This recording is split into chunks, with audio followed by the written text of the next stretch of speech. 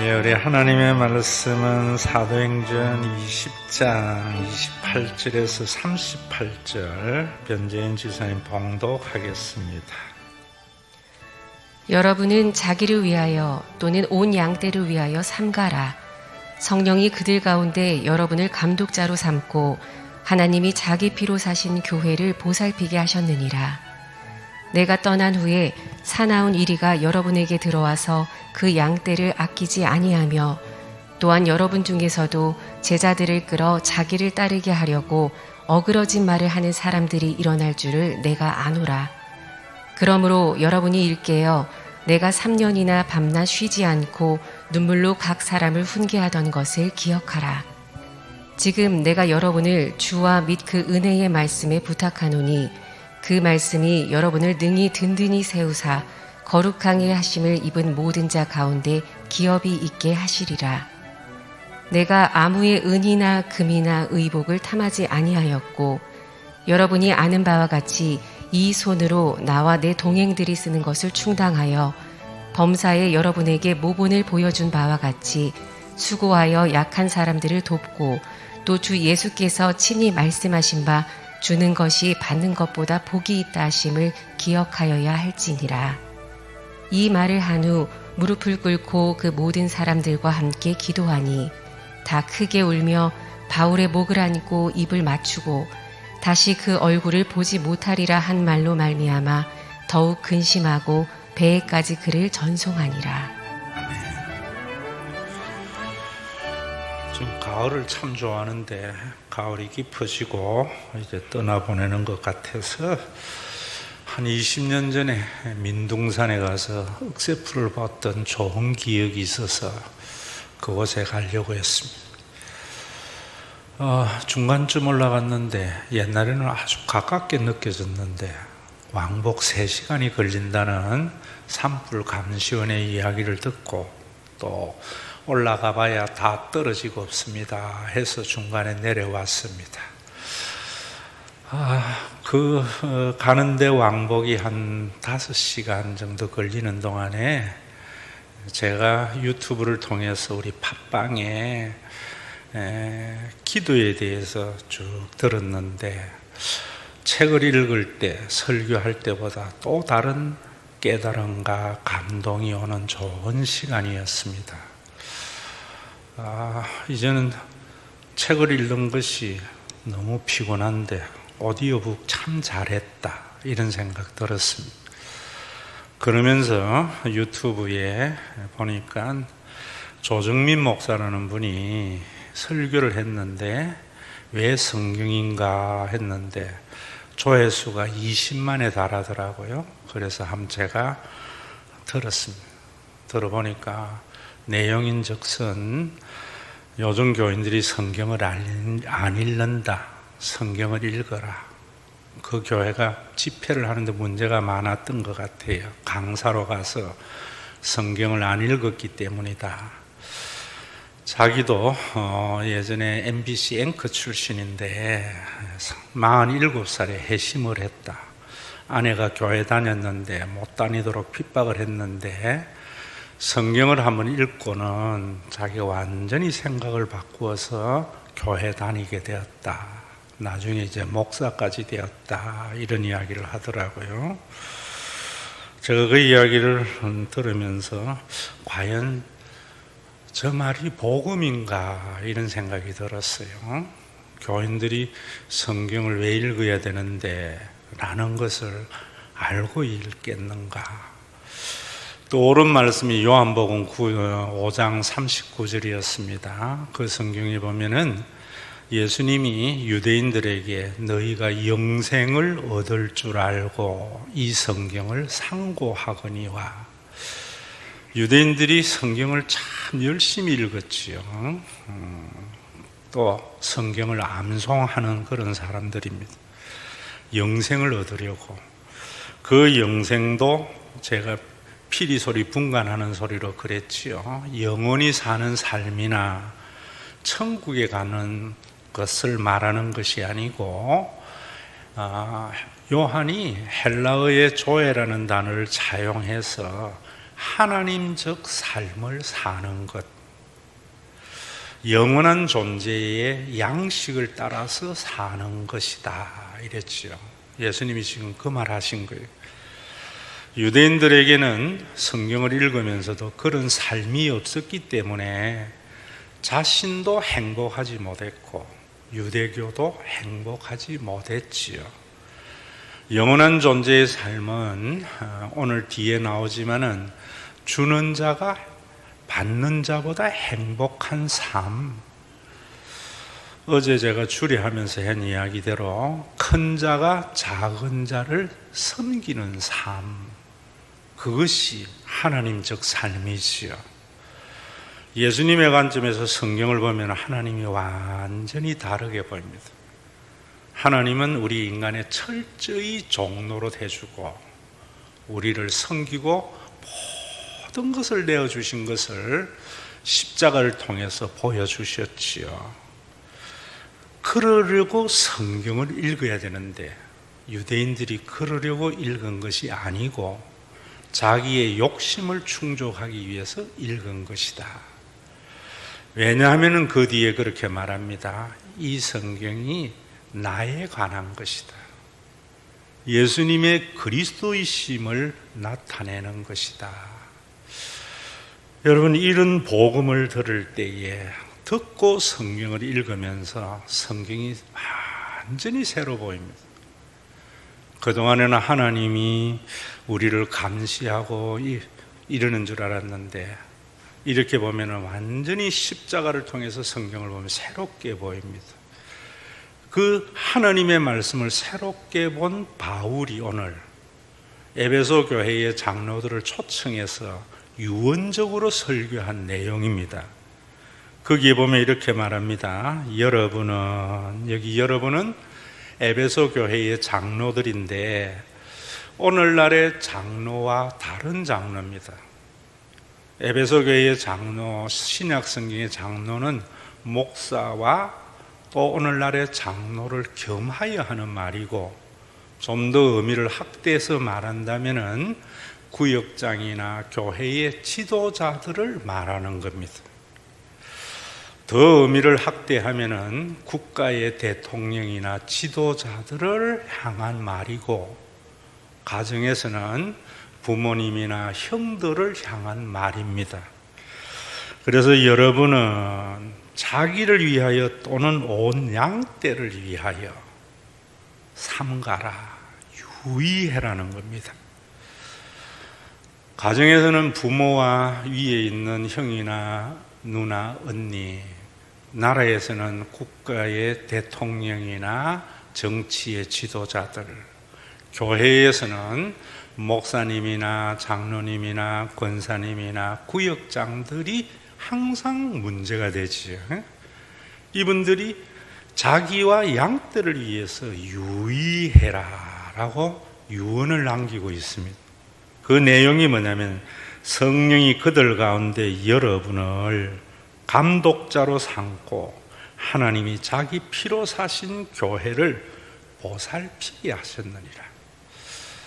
성경에서 개념 정리가 참 중요하거든요. 하나님이 자기 피로 사신 교회라는 의미가 뭔지를 알아야 교회가 종교기관이 되지 않고 주님의 몸된 교회가 되는데, 이것은 몇 시간에 걸쳐서 설교해야 할 중요한 주제이기 때문에 남겨두고 오늘 거기에 보면은 여러분을 감독자로 삼았다 이렇게 말을 합니다. 여기 이 감독자라는 말은 영어로 비숍이 아니고 오버시어입니다. 모든 영어 성경을 보면은 오버시어라고 되어져 있습니다. 이 개념을 비숍으로 가져가면은 위대한 일은 하지만은 행복하지 않는 교회와 백성이 되어지고 나라는 부강해질지라도 결코 백성은 행복하지 않고 잘 사는 가정이 될지라도 가족은 행복하지 않는 가족이 되는 겁니다. 그럼 비숍은 뭐냐? 여러분들도 알다시피 주교라는 건데 감독자를 말하는 겁니다. 구성원을 감시하고 감독해서 선악을 항상 판별하면서 옳은 길을 걸어가는 감시자. 지금 우리 교회에 여러분들이 한국 교회가 성경 해석에서 하나님을 비숍으로 만들어요. 하나님이 불꽃 같은 눈동자로 우리를 살펴보면서 저놈이 오늘 주일 빠지나 안 빠지나, 수요 예배 나오나 안 나오나, 11조 하나 안 하나 감독하는 하나님으로 생각하세요. 그렇지 않습니다. 하나님은 오버시어입니다. 오버시어라는 말은 멀리서 전체를 바라보면서 케어하는 분, 이런 말입니다. 에베소 교회가 정말 하나님의 나라가 되려면은 교회의 지도자는 비숍이 되지 말고 오버시어가 되어라, 이런 말입니다. 여러분, 이 말이 너무 중요한 겁니다. 여기에 오버시어라는 말은 지도자는 구성원 한 사람 한 사람의 개인적인 잘잘못을 가리고 따지고 이러는 분이 아니고요, 공동체 전체에 대해서 비전을 심어주는 자다, 이런 말입니다.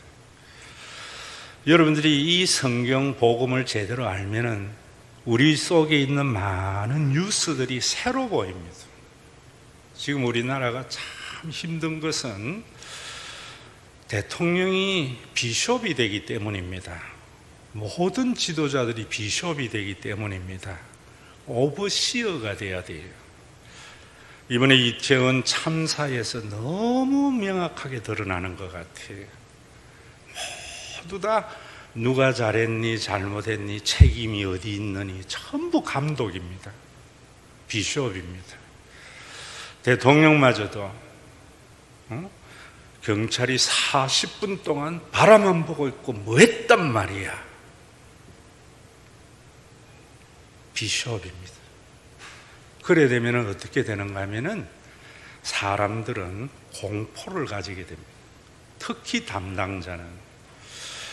그래서 경찰 한 분이 스스로 목숨을 버렸는데, 어제 마침 결혼식을 가는데 김호근 장로님이 같이 탔어요. 그래서 제가 어떤 분인가 물어보니까 너무 착하고 좋은 분이다, 이래요.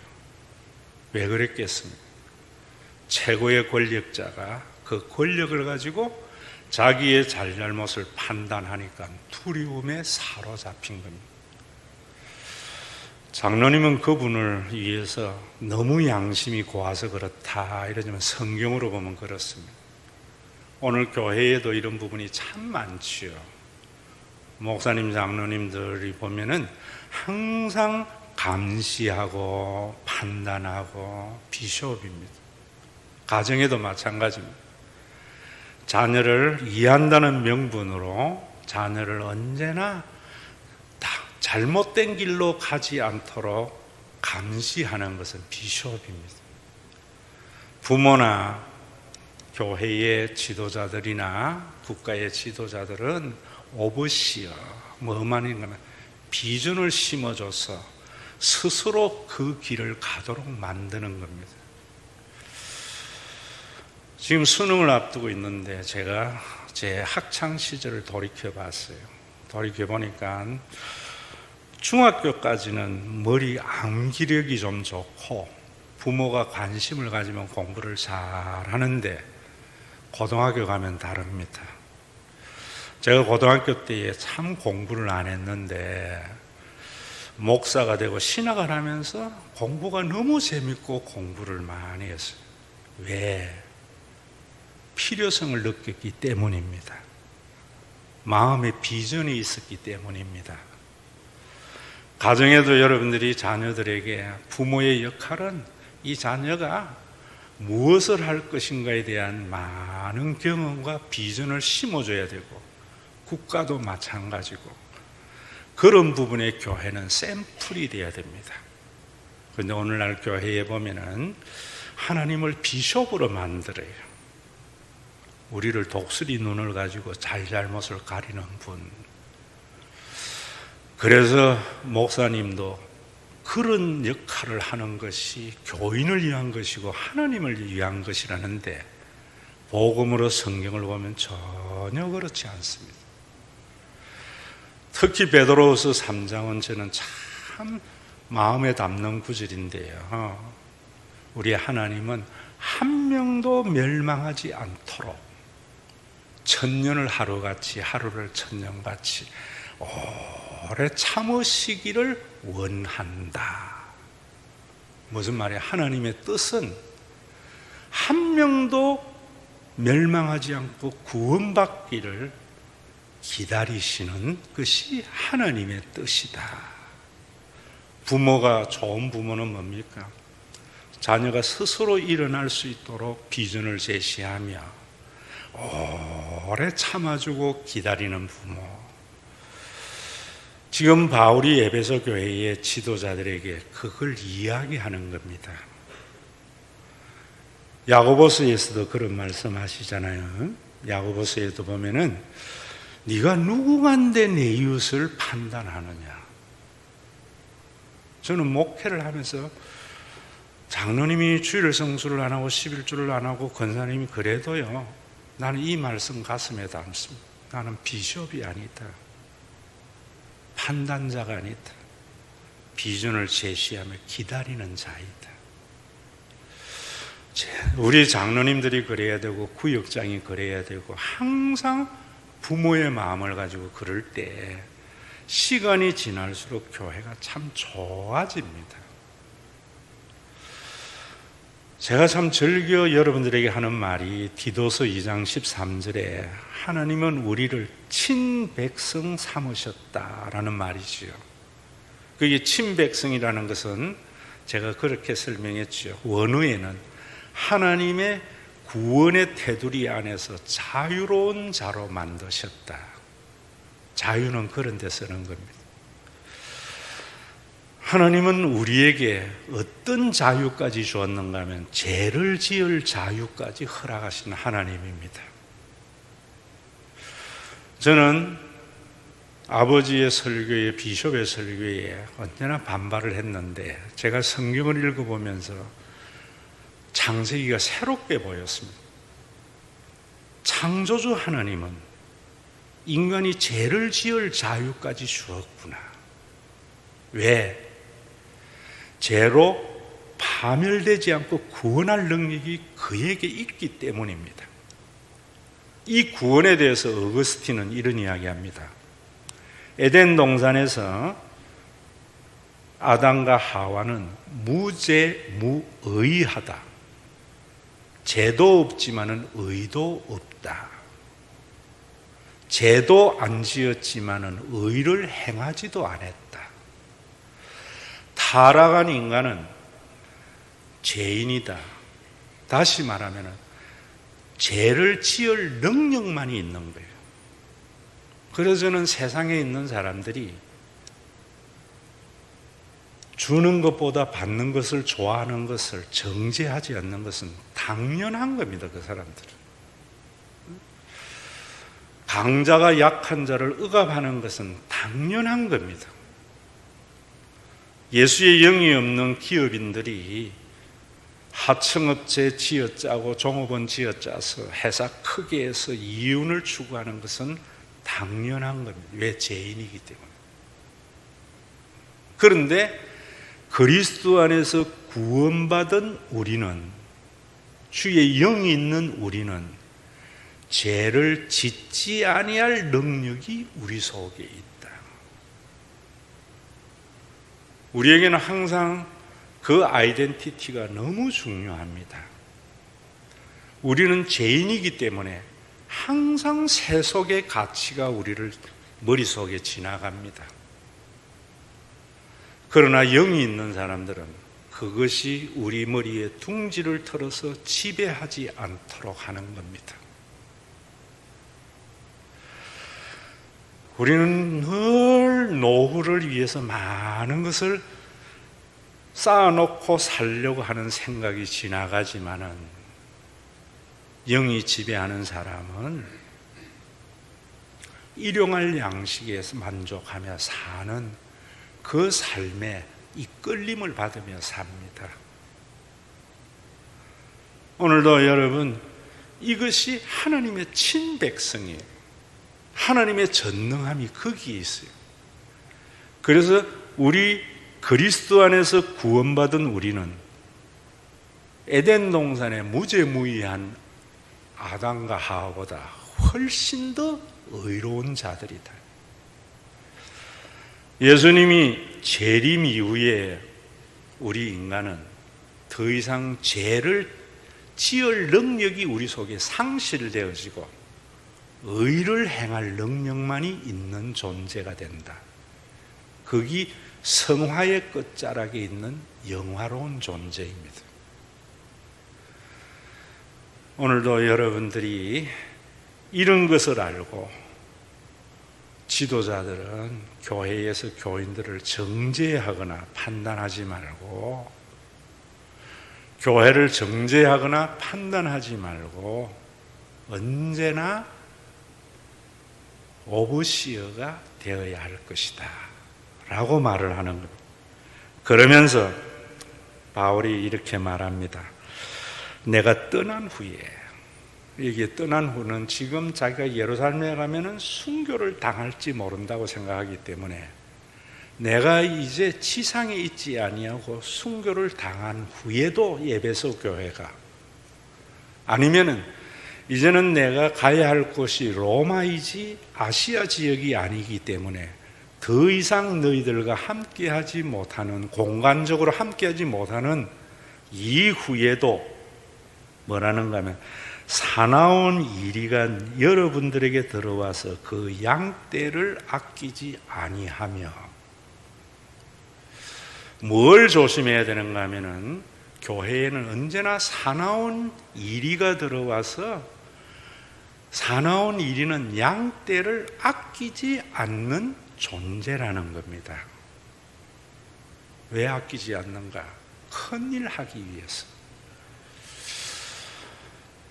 제가 그 조정민 목사의 설교를 또 한편 듣는데 11조를 왜 해야 하는가 하는데, 이분이 핵심을 넣기 해서 그런지 MBC 앵커 출신이라도 성경에는 너무나 좀 그런 것 같아요. 의식은 좋은데 좋은 말을 하더라고요. 성경의 깊이를 표피만 본 것 같아요. 뭐라는가 하면은 11조는 구약에서나 신약에서나, 구약은 건물과 제사를 드리기 위한 건데 신약에 와서는 건물이 아니다 라고 하면서 11조는 의와 인과 신의 11조를 드렸으리라 했으니까 의로운 곳에 교회가 사용해야 됩니다 하면서, 아마 그 교회가 컴패션 선교 사역을 많이 하는 것 같아요. 컴패션 아시죠? 이 세계의 빈국의 가난한 아이들을 돕는 기관입니다. 그런 데에 써야 됩니다. 여러분 헌금 반드시 11조 해야 됩니다 이러는데, 그러면 교회 NGO 됩니다. 여러분들이 이 말씀을 사나운 이리가 뭐냐면 피리 소리를 제대로 분간하지 못하는 종교인 목사가, 그 목사로부터 피리 소리를 양의 소리로 제대로 듣지 못했던 정치의 지도자들이, 그 소리를 제대로 듣지 못했던 부모들이 뭐 하는가? 전부 자기는 양떼를 위한다고 하지만 이용한다는 거죠. 컴패션, 목사님 돈 내가 하는 거 아니잖아요. 여러분, 이 부분을 잘 아셔야 됩니다. 외형적인 종교사만이 아니고 교회가 NGO가 되면 하나님의 나라가 이루어지지 않습니다.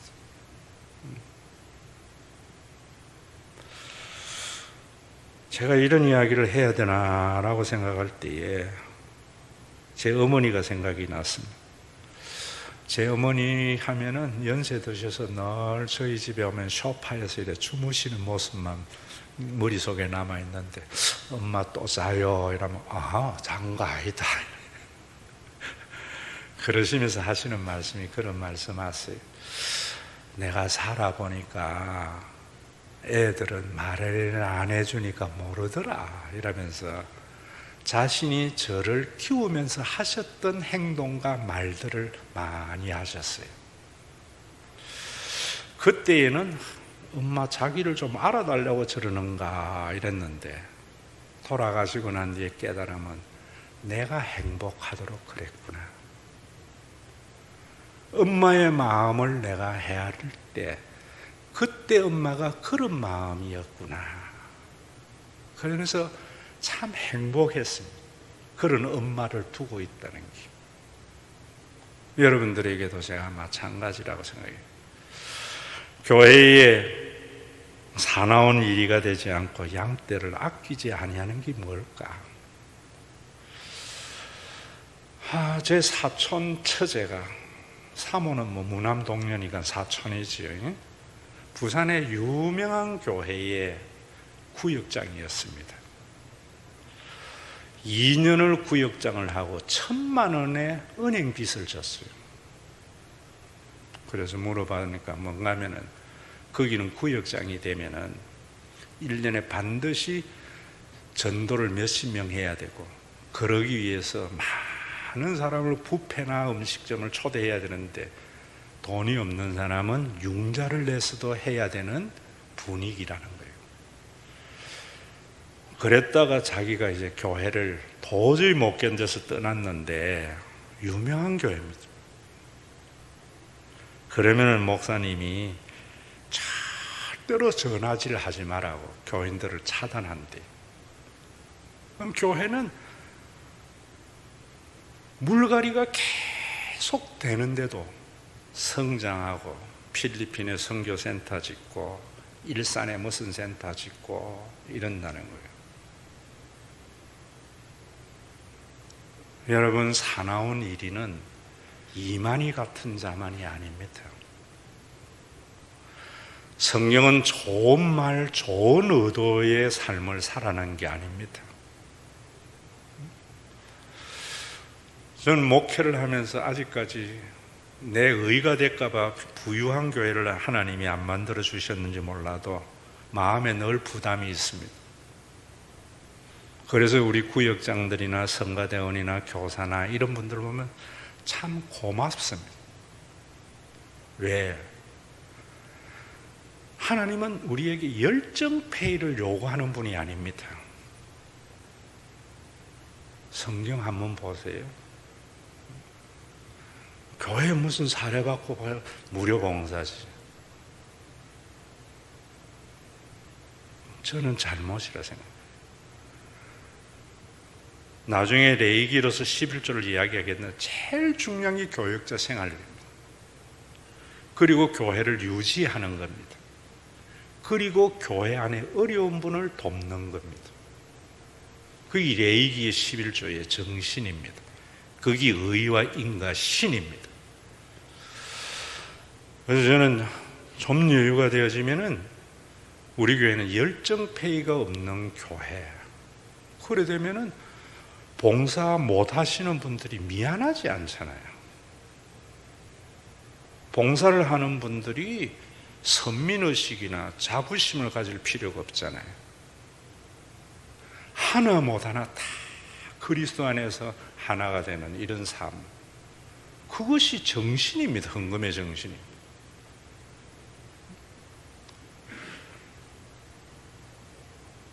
제가 우리 교회를 여러 가지 정책 당회 때 많은 비전을 제가 던져놨는데 좀 돌아봤습니다. 이 성경 준비를 하면서 나는 교인들에게 양떼를 아끼지 아니한 목사였나 이래볼 때 몇 가지 사례가 떠올랐어요. 이것도 제가 잘했다고 하는 게 아니라 여러분들이 행복하고 이런 것이 우리 교회의 전통이 되기를 바라서 하는 말입니다. 이제 여러분들에게 인정받아봐야 뭐합니까? 제 나이에. 우리 교회가 참 어려울 때에 이 건물이 참 얼마나 비효율적입니까? 그래서 우리 교회에 전면적인 교육의 체제가 바뀌어야 건물의 활용도가 높을 것 같아서 숙제를 제가 던져놨습니다. 초창기에도 많은 교인들이 왔습니다. 건물을 보면서 목사님 국제학교 해야 됩니다. 요양병원도 해야 됩니다. 이런 제안이 참 많이 왔어요. 그러면서 평택에서 오신 열심히 그 교회를 섬겼다고 하더라고요. 권사님이 자기가 2천만 원을 헌금할 테니까 그거 하시자고 이러더라고요. 그래서 제가 홍보물하고 다 했는데 남편이 새벽 기도도 나오는 남편이었는데 우리 교회에 아주 유력한 분하고 굉장히 친하고 같이 사는 아파트에 있었어요. 얼굴이 벌게 가지고 목사님 2천만 원 돌려주세요 그러더라고요. 헌금이라 했기 때문에 법에 고소해도 절대로 헌금은 돌려줄 법이 없는데 제가 돌려드렸습니다. 뿐만 아니라 우리 교회가 이제 이자를 못 내서 이번 달부터 이제 연체에 들어갈 때에 좀 이런 이야기를 했는데 제가 이름 이야기해도 좋을 것 같아요. 미담이라서. 서울에서 올 때 이경민 집사라는 분이 어떻게 동참했는가 하면 목사님의 목회 비전이 너무 좋기 때문에 내가 따라는 못 가는데 2년 동안 봉사하고 돌아갑니다 이러더라고요. 그분이 그 회의를 마치고 났는데 제가 2천만 원 목사님 드릴 테니까 1,000만 원은 이자에 보태내시고 제가 어려우니까 1,000만 원 돌려줘야 됩니다. 이래서 그대로 잘 진행하고 2년 있다가 그분 가셔서 지금도 내 마음속에 많이 남아있는 분입니다. 제가 신영한 교회에 있을 때에 70 먹은 교사 출신 엘리트 연세 드신 분이 매일 새벽에 오셨어요. 그래서 우리 교회 오는 줄 알았더니만은 자기는 그 교회 못 떠난대요. 왜 이랬더니만 제가 거기에 누울 자리 만들어 놨습니다. 우리 영감이 거기 있습니다. 이러더라고요. 그러면서 뭐라고 이야기하는가 하면은 목사님 너무 힘들고 자존심 상합니다. 왜요? 이랬더니만 기도원에 이제 그거는 일주일에 한 번, 한 달에 한 번 교회 버스로 쫙 가는데 제일 앞에 장로, 권사, 안수 집사, 서리 주사는 제일 뒷자리에 앉아야 된대요. 나이 든 내가 제일 뒤에 앉아서 가는 게 너무 자존심 상하고 힘듭니다 이러더라고요. 그래서 권사하시지요 이러니까 권사하는데 그때에 700만 원 내야 된대. 장로는 이랬더만 2천만 원 내야 된대. 90년대 초반에. 안수지사는 얼마? 계산을 해보니까 한 1,000억이 되더라고요. 저도 어릴 때 임직의 그 머리 속에 얼마나 수많은 생각이 들어왔다 나갔다 하겠어요. 그러나 교인이 중요하다. 하나님이 허락하지 않으면 거기까지라 생각한다. 양떼를 아끼지 아니하고 사나운 이리가 되지 않는 건 참 어려운 길입니다. 명분 가지고 나아가는 길이 아닙니다. 우리 교회에서 제가 요즘 두 아이에게 신학이 하면 좋겠다 하는데 저는 그렇게 이야기합니다. 앞으로 2040 비전에도 제가 부탁할 겁니다. 교회에서 예전엔 다 그랬어요. 신학을 하라고 권유해서 가면은 그 아이의 일생을 나와 그 교회가 책임져야 된다고 생각합니다. 최저 생계비는 어떤 상황에도 보장해 주어야 된다고 생각합니다. 뭐 선교하고 이런 게 아니에요. 그것이 오버시어지요. 비전이라는 것은 말로 하는 게 아닙니다. 그 비전에 참여한 자에 대한 책임감입니다. 저는 교회에서 이런 분들 있어서는 안 된다고 생각해요. 이거 내 투자하면 당신 참 좋은데 해라. 그러면은 손해는 내가 보고 이익은 나누려고 하는 사람이 그래야 되는 겁니다. 그게 오버시어의 자세입니다. 부모가 자식에게 뭘 하라 할 때에 그 자식의 일생에 대한 책임감을 가지고 하기 때문에 부모는 믿을 만한 겁니다. 대통령이나 지도자도 마찬가지입니다. 그 비전의 제시에 대해서 잘못됐을 때에 강한 책임감을 가져야 됩니다. 이번에 이태원에서 저는 뭐 마약 단속 뭐 다 좋습니다. 그러면 그런 비전을 했으면 그 비전 때문에 질서 유지가 안 됐으면 강한 책임감 가져야죠. 그게 비숍입니다. 장로님들이 당회에서 결의를 한 것에 대한 강한 책임감이 있어야 되는 겁니다. 오늘도 여러분이 이 말씀이 바울이 눈물로 유언적으로 하는 말입니다. 그러면서 그 다음에 이런 이야기합니다. 또한 여러분 중에서 제자들을 끌어 자기를 따르게 하려고 어그러진 말을 하는 사람들이 일어날 줄을 안다. 외부에서 사나운 일이만 오는 것이 아니라 언제나 공동체의 지도자들은 유혹이 뭐냐면 자기를 따르게 하려고 어그러진 말을 하는 자들이다. 좋은 명분을 내세워서 자기를 따르게 하는데 그런 것은 잘못이다. 우리 한국의 교회들이 그런 부분이 참 많이 있죠. 그래서 예수 안 믿는 사람들이 왜 교회는 그렇게 교파가 많고 교회끼리 싸우고 교인끼리 싸우는데도 교회가 유지되느냐고 의아한 사람들이 많아요. 유지되는 것은 하나님이시고 그들이 볼 때 잘못된 것은 자기를 따르게 하려고 어그러진 말을 하는 잘못된 지도자들 때문입니다. 이 믿음이 저는 빌립보서를 강의하면서 굉장한 도전을 받았습니다. 그래서 제가 여러분들에게 제국적 선교관으로 성경 보지 마세요 하는 이유가 그러면 하나님 나라 이루어지지 않습니다. 위대한 가업은 성취될지라도 빌립보서를 선교 복음이라고 이야기하는 것은 굉장히 잘못된 시각입니다. 물론 빌립보서는 빌립보 교회가 바울에게 선교비를 보내어줬는데 그것에 대한 영수증입니다.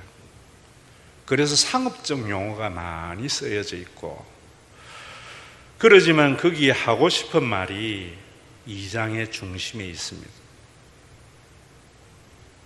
무슨 말이냐? 아무 일에든지 다툼이나 허영으로 하지 말고 오직 겸손한 마음으로 각각 자기를 보아 남을 낮게 여기고 각각 자기를 돌아볼 뿐 아니라 또한 다른 사람의 일업을 돌보아 나의 기쁨을 충만케 하세요. 왜 이런 말을 했는가 하면은 빌립보 교회는 중심축이 유오디아와 순두계라고 하는 두 여성입니다. 바울에게 성교비를 보내어주는 것은 얼마나 아름다운 일입니까? 고린도 후서의 8장에 의하면 특권입니다. 아무나 할 수 없는 일입니다. 그런데 한편에서는 에바브로디도를 보내야 된다. 또 한편은 그 사람 안 된다. 이 싸움박질을 한 거예요. 왜 그랬는가? 편지의 내용에 보면 에바브로디도가 사명을 감당하고 아파서 바울에게 짐이 되었습니다. 그래서 이 영수증을 보내면서 뭐라는가 하면은 절대로 에바브로디도를 탓하지 말라. 이 말은 그것 때문에 너희 싸우지 말라. 너희가 선교 헌금 보내준 것 부족했는데 이 에바브로디도의 노력으로 다 채워진 거다. 이를 환영하고 영접해라. 바울이 그랬던 것은 다툼과 허영으로 하지 말라는 말을 저는 굉장한 도전으로 봤습니다. 다툼은 뭐냐면 뜻이 맞는 사람들끼리 의견을 규합해서 패거를 지어서 대적하는 행위를 말합니다. 신과 회복이 있는 교회의 목회의 철학의 뜻을 맞추어서 주님의 교회와 척지는 행위, 그건 다툼입니다. 아무리 좋은 목회 철학 비전이라도. 그래서 제가 여러분들에게 우리 교회가 뭐 흩어져서 프랜차이즈 척지는 행위거든요.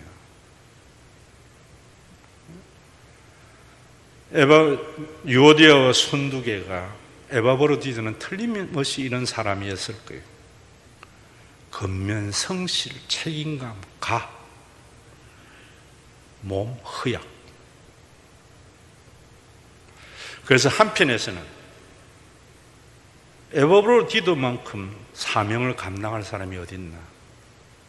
또 한편에서는 그런 사람인 줄 알아. 그런데 여기서 거기까지 길이 얼만데 저 건강 가지고 와서 성경금 다 강도에게 빼앗겨버리고 바울에게 짐만 될 수 있어. 다 옳은 소리지요. 그런데 어그러진 말이지요. 우리 편에서만 할렐루야지요. 그게 다툼입니다. 오늘 우리나라 태극기 촛불 틀린 말 하는 사람은 아무도 없습니다. 그게 다툼입니다. 그래서 제가 그걸 이념이라 그러는 겁니다. 복음은 이념이 아닙니다. 복음이 교리화되면 이념이 되기 때문에 다툼이 생깁니다.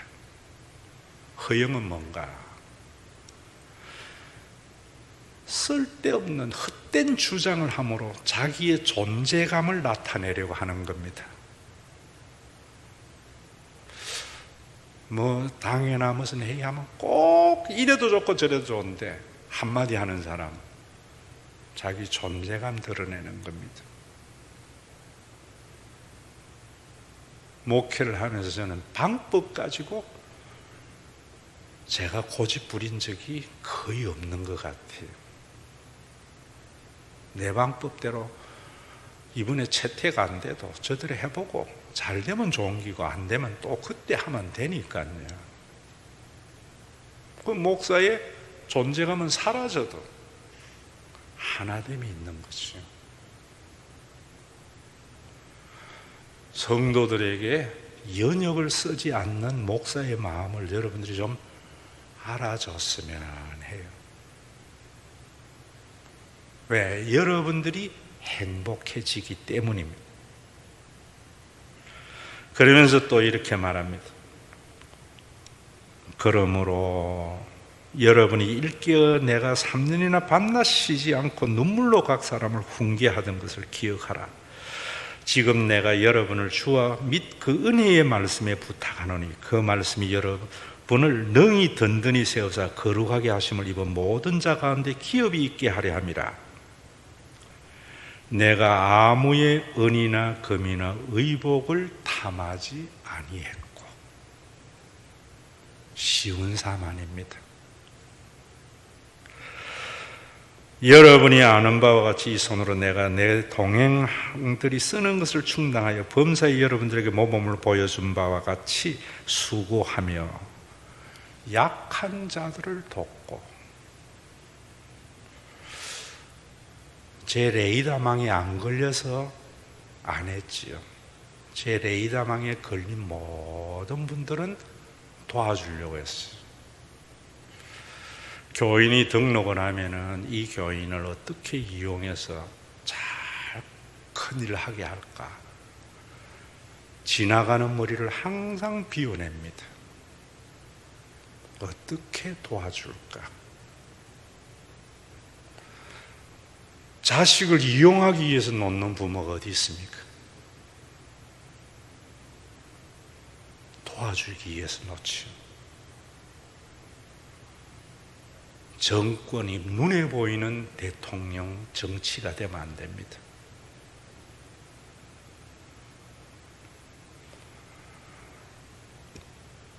약한 국민이 눈에 보여야 됩니다. 또 주 예수께서 친히 말씀하신 바, 주는 것이 받는 것보다 행복하다. 잘 쓰는 말이죠. 이건요, 경험해 봐야 알아요. 주는 게 어떻게 행복해? 받는 게 행복하지. 어리거나 거듭나지 않았거나 경험해 보지 못한 오랜 종교인입니다. 여러분, 정말 이거 바울이 이야기할 때 주께서 친히 말씀하신 바 이래요. 바울이 예수님의 말씀을 직접 인용하지 않았어요. 이 부분에 직접 인용한다는 거예요. 왜냐하면 너무나 중요하기 때문에. 주는 부모는 참 행복한데 받는 자식은 늘 불평합니다. 그게 부모와 자식 간의 마음도 말만이 아닙니다. 대통령과 국민 사이에도 마찬가지입니다. 모든 것을 주는 대통령은 힘이 들어도 행복할 수 있지만 항상 백성은 원망하고 불평합니다. 교회도 똑같습니다. 제가 이번에 갔다 오면서 그 생각이 들었습니다. 경험해봐야 안다는 것을 제가 철저히 알았습니다. 어머니가 제가 어릴 때에 눈이 2.0이었어요. 아주 눈이 좋았습니다. 웅아 와서 이 바늘 실 좀 끼워봐라 이러면은 엄마가 안경 끼고 해. 눈 나쁜 게 뭔지는 알지요. 처방도 알아요. 그런데 그게 어떤 눈가를 몰랐어요. 저는 예전에 운전을 하면은 눈이 하나지만은요, 한 300m 있는 로드 사인은 다 봤다가 30대 후반쯤 되면서 흐릿해져요. 그래서 제가 40부터 또 뽀기를 꼈습니다. 그러니까 보이기는 보이는데 시야가 팍 좁아지더라고요. 이번에는 갔다 오는데 안경 끼고 100m 가도 잘 안 보여요. 아, 엄마가 이래서 그랬구나. 내가 참 그때 잘못했구나. 요즘 여러분도 마찬가지입니다. 저는 이 세대 간의 갈등을 보면서 그런 생각합니다. 절대로 젊은 아이들은 늙은이 모릅니다. 왜냐하면 늙어본 적이 없거든요.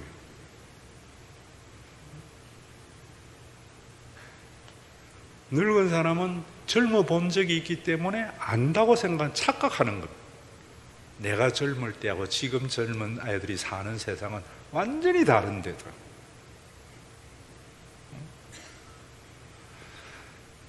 여러분, 우리 교회에 주는 자가 행복하다는 것을 한번 경험해 봐야 됩니다. 받는 자 가지는 것은요, 기뻐요. 그런데 찰납니다. 주는 기쁨은요, 시간이 가도 전혀 쎄하지 않아요. 이것이 교회의 중요한 모토가 되려면 에베소 교회의 장로들이 이 경험해보라고 주께서 친히 말씀하신 바 이런 거예요. 오버시어가 되라.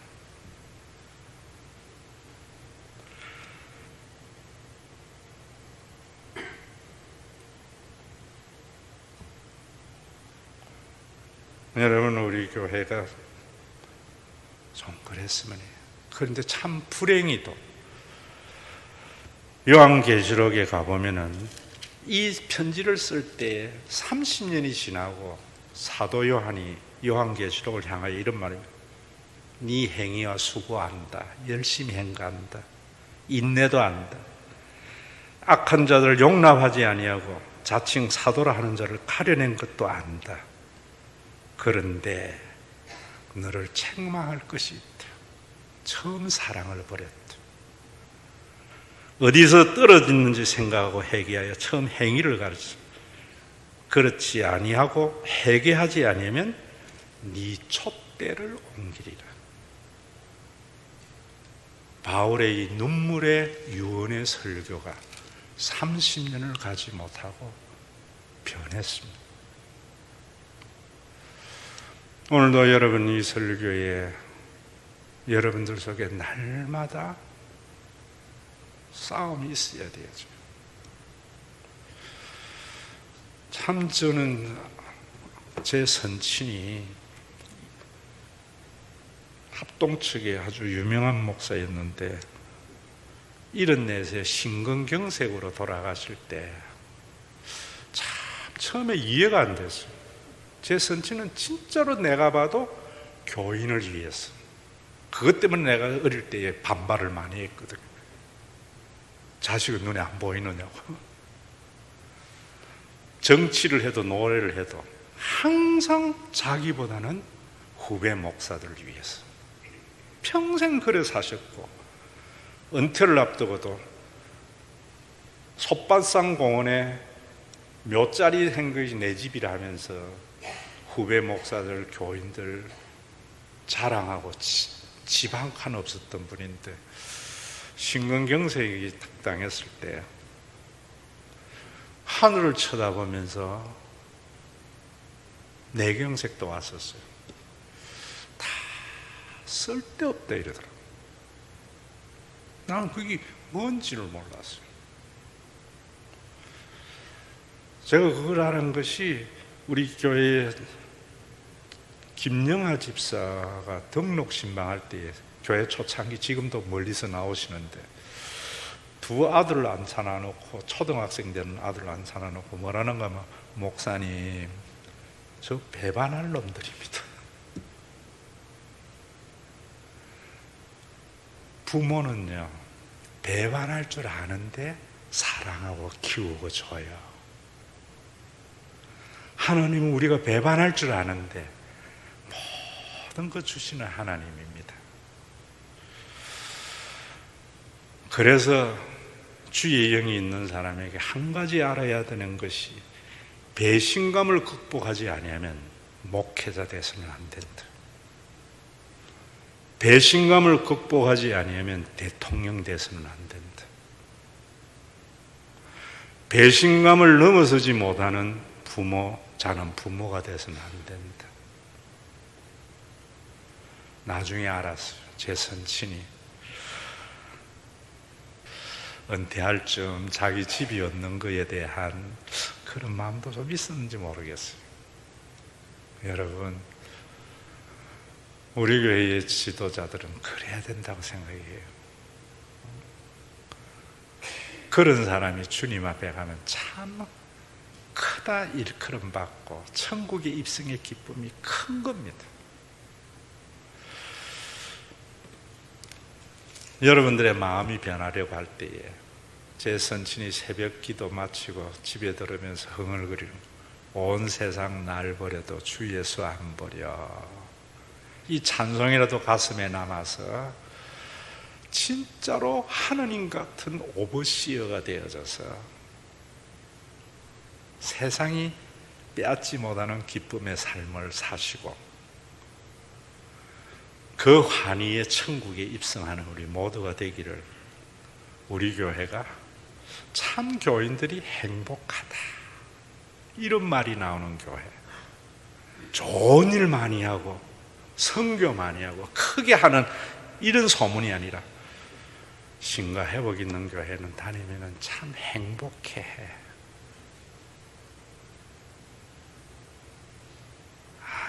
아무나 될 수 없는 교인.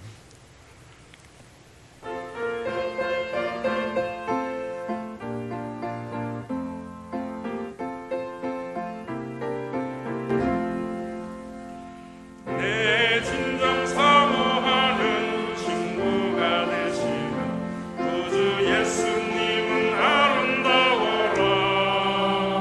산 밑에 백합하여 빛나는 새벽별, 주님 평안할 길 아주 없도다.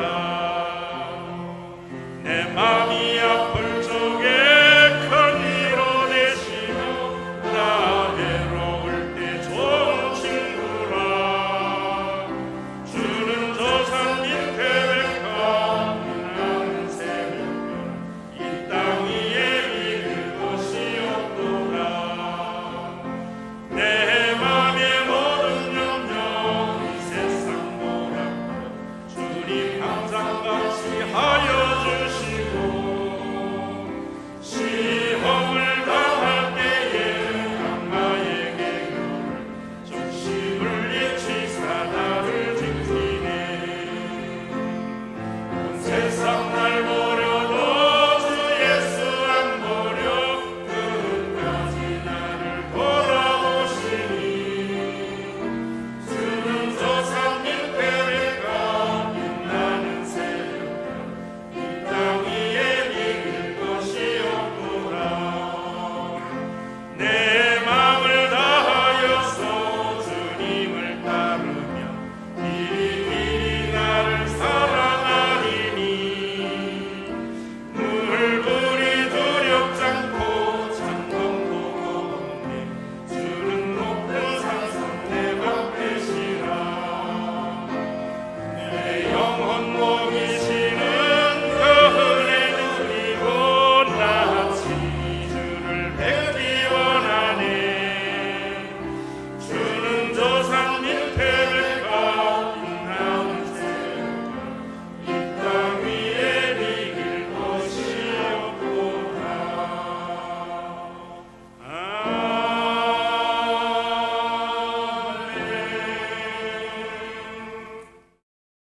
우리 주 예수 그리스도의 은혜와 아버지 하나님의 사랑하심과 성령님의 감동하심이 시험을 당할 때에 악마의 계교를 즉시 물리치고 지키실 것을 믿는 믿음의 권속들과 이들이 모여 있어서 온 세상 날 버려도 신과 회복 있는 교회는 안 버리고 끝까지 돌볼 것을 확신할 수 있는 주님의 몸된 교회 위에 온전한 하나님의 나라가 이루어지는